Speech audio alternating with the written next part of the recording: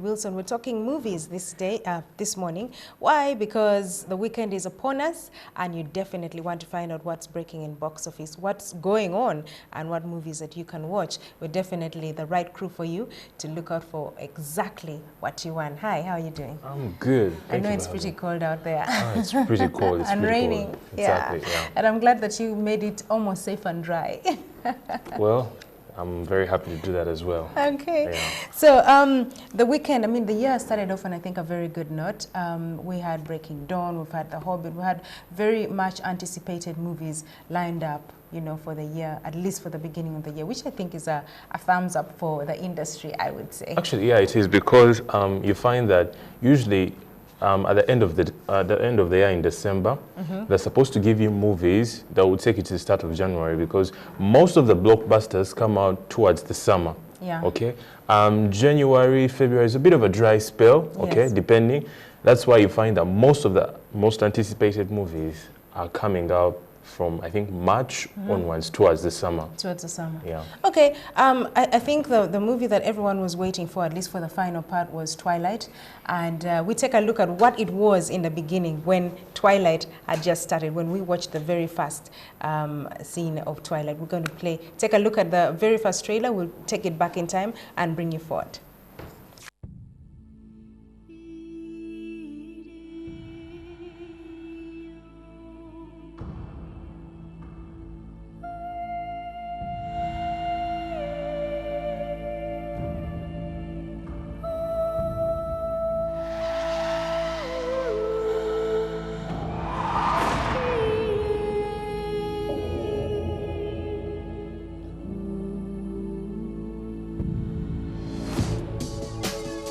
You're impossibly fast and strong.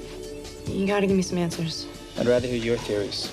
I have considered radioactive spiders and kryptonite. It's all superhero stuff, right? What if I'm not the hero? What if I'm the bad guy? I always want to try one thing.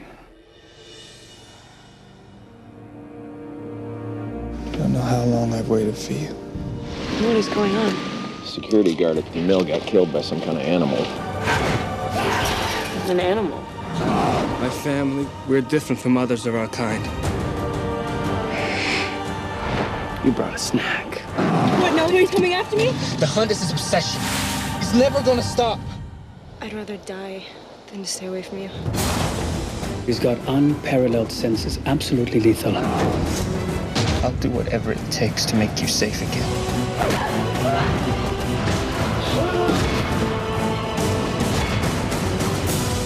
You're faster than the others, but not stronger. I'm strong enough to kill you. You are my life now.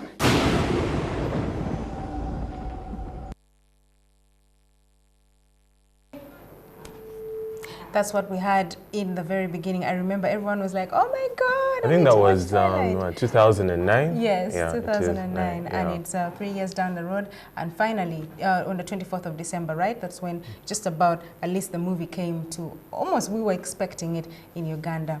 Yeah. And we were waiting for the final when we finally meet Bella Swan again, but she's not the Bella Swan that we knew. It must have been something else. Yeah, but you know, the thing about Twilight is, I think from 2009, the hype, the marketing, it was so beyond that.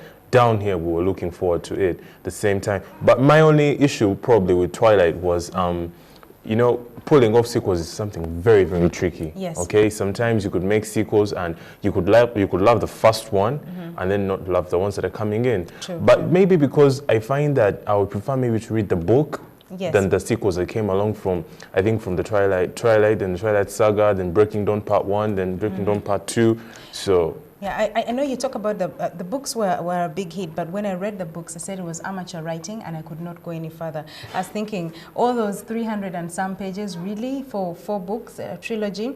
I still think that the writing was amateur, and even the script, I mean, there's hardly much talk. There's hardly anything to look forward to in Twilight, but I think it's the hype of pop culture. What's in right now? What's in right now is the whole incompatible, as if compatible relationships between, you know, other creatures and humans. So that is really the hype, and I think that's why it's getting on. Plus the effects of how they move and how they do this. You think, oh my God, vampires are cool. They move super fast. They do all this stuff. They look young. They are great. They are hot. So I think that's pretty much the hype, and it's, as you said, commercialism. Yeah, yes. Because of course, you know, once they're settling around, because the age bracket stretches, but we know that the youth are the majority even in the world. Yes. So you find that it's so great to watch, you know, something.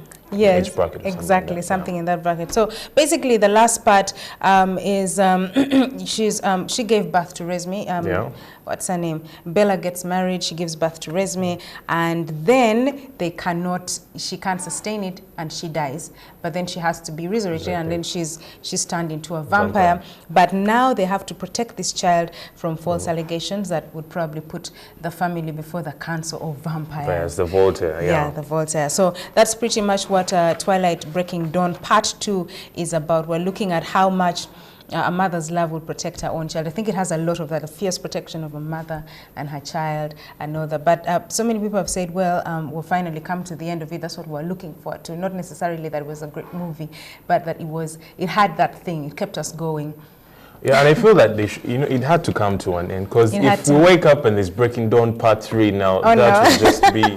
I know, sequels and movies. Yeah. Well, then moving on, there's Pitch Perfect that's also showing at the cinema that I think is a great movie as well, especially people that love musicals. There's been a number of musicals coming out, and I think they get better and better every time, or more or less the script is the same, the stage is the same, and one of them is Pitch Perfect, about this girl who goes into a new school, and they make her join a the singing group, the all-girl singing group, and then they have to come up against the guys. Exactly. You know? I love, and she kind of revamps it and, you know, tweaks it up and makes them do better. Actually, I love, you know, there's always musicals coming up. Of course, you have things like Rock of Ages. You have the Glee, of course, the Glee cast. Yes. Doing renditions of past songs. Yes. But then you find that these guys, being that they're very creative women, girls, of course, are doing renditions of songs.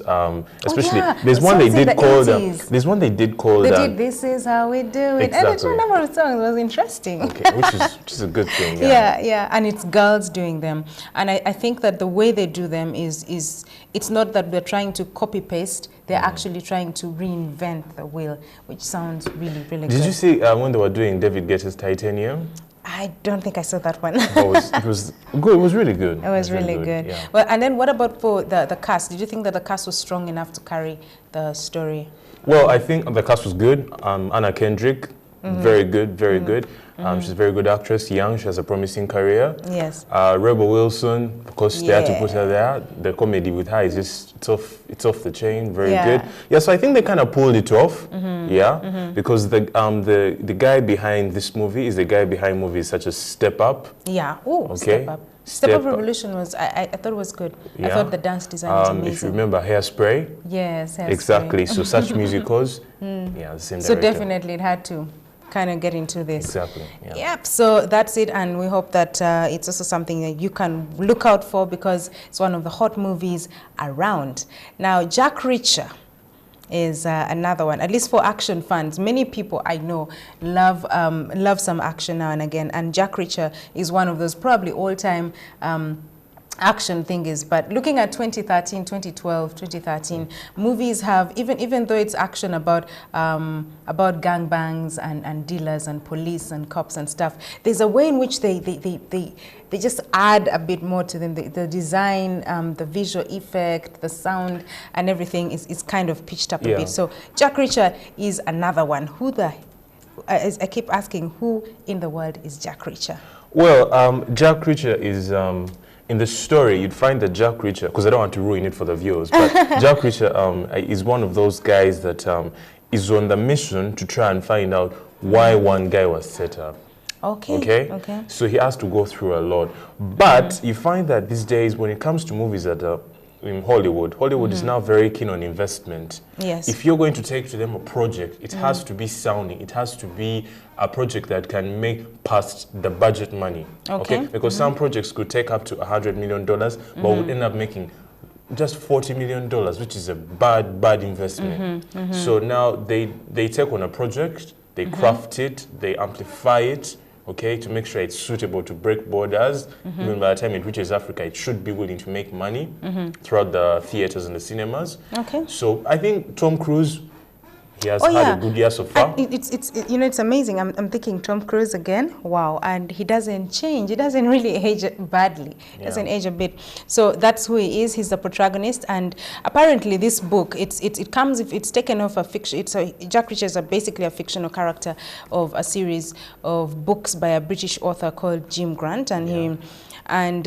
he basically writes under a pen name called Lee Child. So, you know, the interesting thing about this movie or this story is that when he was writing the first, he didn't have the character was yet unnamed. Can you imagine? Yeah. The character wasn't named. So he had gone to a supermarket and with his wife, and then some elderly woman approaches him, and she reaches an item off a high shelf and says that, you know what? And his wife says, if this writing thing doesn't work out, you can be a Reacher in a supermarket. So that's how the name Jack Reacher came on. Yeah. So that's pretty much it. So Jack Reacher is the guy out there trying to find out, investigating a homicide situation. Maybe it's something tied into what happened at, you know, the shooting at Sandy Hook. Someone just goes and shoots, rampage shooting. 5 people are killed. It could be. It could relate. Yeah, it's really relatable.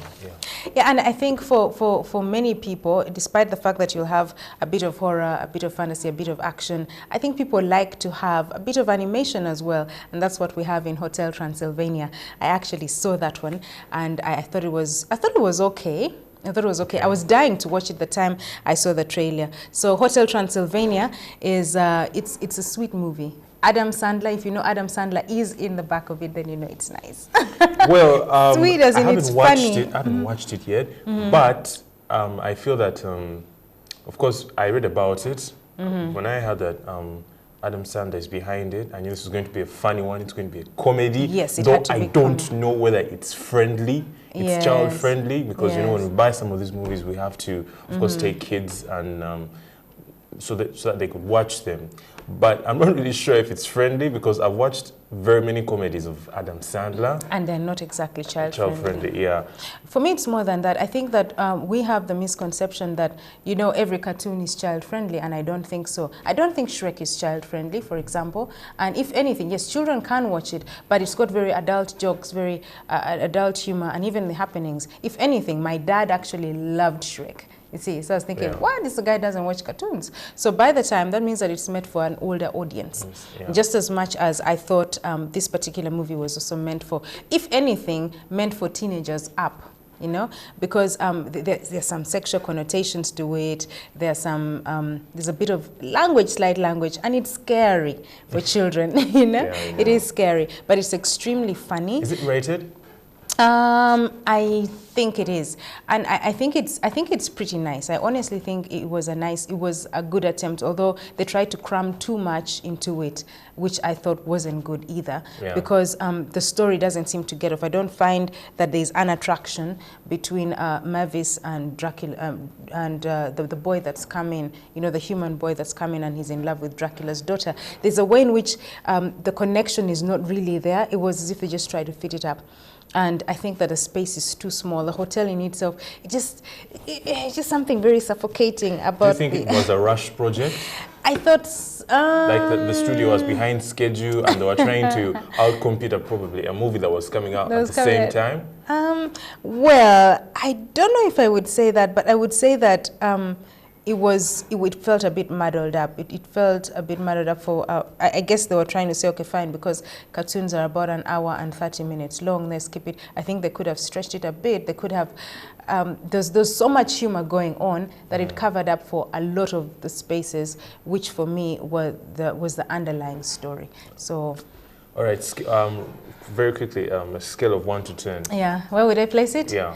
Half and half, 5. 5 out of 10. Put it at 5, yes, at 5 out of 10. But I definitely would say go for the humor. The humor is off the hook. And as Dracula, it's interesting, extremely. Yeah, and finally, our #1 movie of all time, I guess, or for the millennium and for 2013, something that you definitely need to go and watch is The Hobbit. Yeah. You know, the very beginning of the journey. And I was told by someone that it's the start, actually, of another trilogy. Yes. You know, because this takes us straight back to 2002 when we had Lord of the Rings. Yes. So now we have The Hobbit. So that means we're looking towards the next 3 years of unbeatable, adventurous I know. movies. And that's what they bring, unbeatable adventure. So it's an unexpected journey. We actually go back to who Bilbo Baggins was. And basically he starts off the journey to the Lonely Mountains with a group of dwarves in order to reclaim their land. So that's pretty much the story in a nutshell. Dwarves with big feet? Yes, dwarves with big feet. And he's the only hobbit. And they say, well, you need a hobbit because the hobbits are not going to be clearly recognized by all the other people. Yeah. And we also find out how he actually meets Smeagol. Yeah. That's how he meets Smeagol with his precious ring. And we piece the story from what we had as a sort of prologue at the beginning of Lord of the Rings. Yes. So I think that the journey is pretty good. The head of the dwarfs for me took the cake. He was very intense. I thought his eyes spoke volumes throughout the movie, and they really focused on that. But it was an amazing one. But it's a good movie and has a very good rating, which is 8, which is very good. Seeing that this project was worked on for close to a year.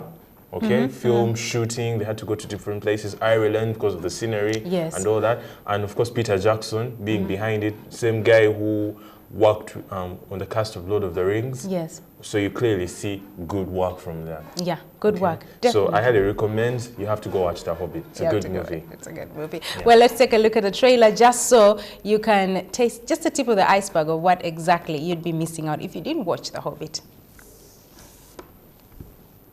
Far to the east, over ranges and rivers, lies a single solitary peak. The dwarves are determined to reclaim their homeland.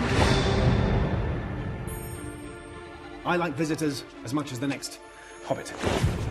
But I do like to know them before they come visiting. Mr. Baggins? At your service. I'm surrounded by dwarves. What are they doing here? Oh, they're quite a merry gathering. So, this is the Hobbit. You asked me to find the 14th member of this company, and I have chosen Mr. Baggins.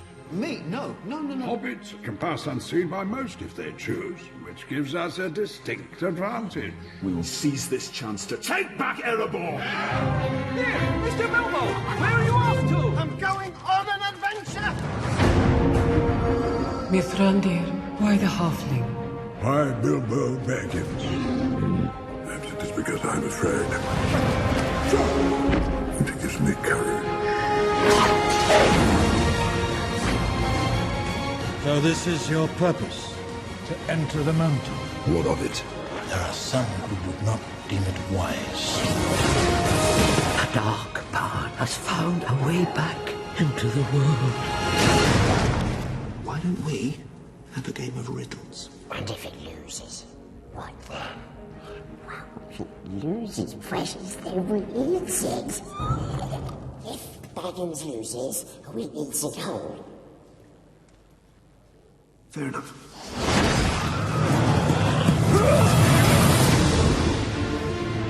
I will take each and every one of these dwarves over the mightiest army. Loyalty, honor, a willing heart. I can ask no more than that.